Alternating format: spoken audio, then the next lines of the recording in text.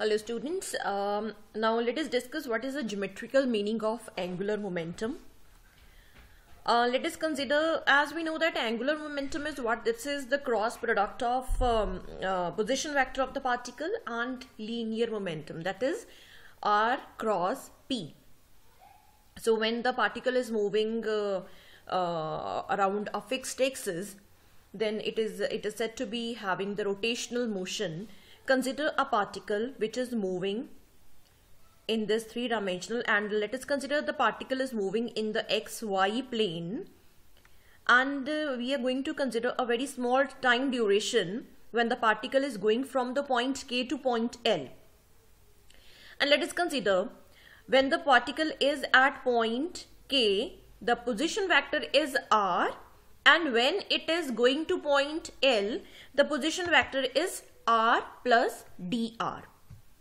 So we can say that how much displacement the particle has taken, that is dr. So KL is dr, and the particle as it is moving in the XY plane. So we can say the displacement of the particle in a small interval of time dt will be obtained by KL, that is dr. Now you see, as the particle is rotating, the position vector is sweeping some area, that is dA. So this area I am talking about. You see, when the particle has gone from point K to L, it has swept some area which I am shading here. So this area is swept by the position vector of the particle. So let us try to find out the geometrical meaning of the angular momentum. Now let us try to find out this area swept by the particle or position vector of the particle when the particle is in the rotational motion. So how we can find out the area swept? We know that we are going to find out the area using the basic formula of the area of the triangle, half OK into KL. That is half OK is what? OK is R, position vector, and dr is what? Displacement vector. Now what we are going to do here, we are dividing this equation by dt.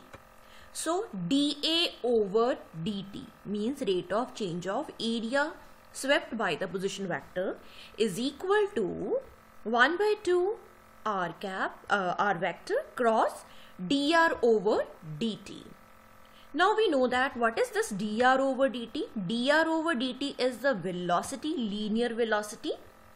So this vector we are going to substitute as linear velocity, and when you will substitute this linear velocity here, you see what we are going to do here, we are trying to find out the geometrical meaning of angular momentum. So this velocity can be converted into momentum using this formula, that is P over m. So what we are going to write here, velocity which is equal to P over m. So let us substitute P over m here.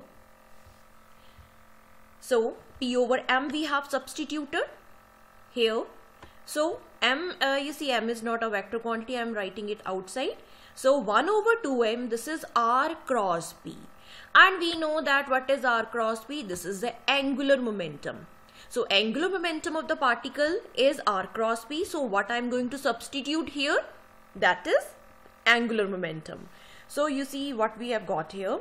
The rate of change of area swept by the position vector is equal to 1 over 2m into angular momentum. So angular momentum would be equal to 2m dA over dt. So this equation is basically giving you the geometrical meaning of the angular momentum. So dA over dt is the rate of change of area with respect to time. This is also known as areal velocity of the position vector of the particle. Now from this equation, what we can conclude, that the angular momentum of the particle about a given axis will be twice the product of mass of the particle and areal velocity of position vector of the particle. So this is the geometrical meaning of the angular momentum.